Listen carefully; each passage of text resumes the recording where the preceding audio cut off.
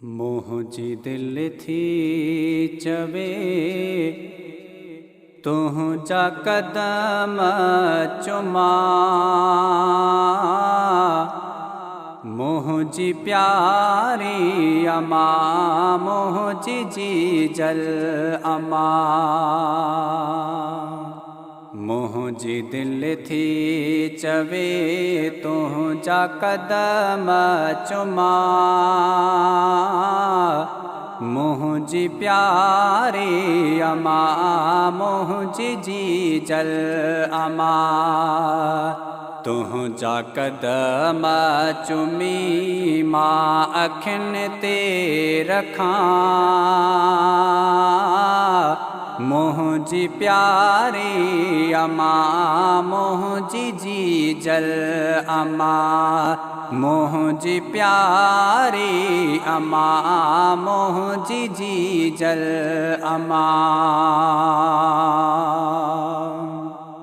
मूखे पाले ने पाए वडो जान की। मोह जी मिठड़ी अमा मूं ते एहसान की। मूखे पाले ने पाए वडो जान की। मोह जी जल अमा मूं ते एहसान की। मोह जी जल अमा मूं ते एहसान की। तुह जा एहसान थो रान लाहे सघां। मोह जी जल अमा मोह जी प्यारी अमा। मोह जी जल अमा मोह जी प्यारी अमा। साह खां वधे थी मूं सां तू प्यारो करी। पंहिंजा हथड़ा खणी मूं लाइ दुआऊं घुरी। साह खां वधे थी मूं सां तू प्यारो करी।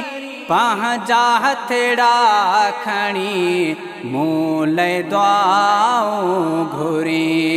पंहिंजा हथड़ा खणी मूं लाइ दुआऊं घुरी। या खुदा बाझ कर मोह जे बचड़े मथां। या खुदा बाझ कर मोह जे बचड़े मथां। मोह जी मिठड़ी अमा मोह जी जल अमा। तुह जा हथड़ा चुमी मां अखिन ते रखां। मोह जी जल अमा मोह जी प्यारी अमा। मोह जी जल अमा मोह जी प्यारी अमा। तुह जे मुरकणा सामो जी थी दिलड़ी ठरे। शाल खिलंदी रही तू सदा रब करे। तुझे मुरकणा सामो जी थी दिलड़ी ठरे। शाल खिलंदी रहे तू सदा रब करे। शाल खिलंदी रहे तू सदा रब करे। तो लय हर पल पयो मां दुआऊं घुरां।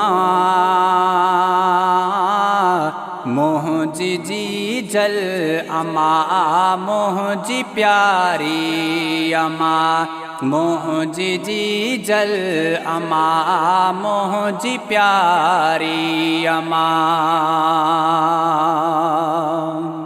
शान तुझे मथा शालिखी मालिखा गुलबहारो बुघ्यो चए मां सदे को वञा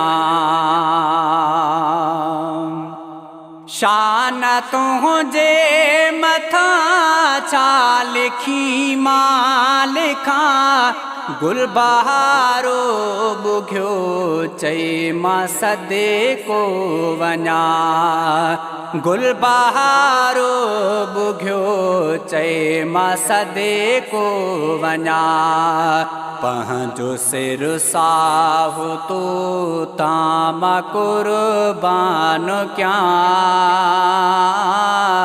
मोहजी मिठड़ी अमा मोहजी प्यारी अमा मोहजी मिठड़ी अमा मोहजी प्यारी अमा मोहजी दिल थी चवे तुझा कदम चुमा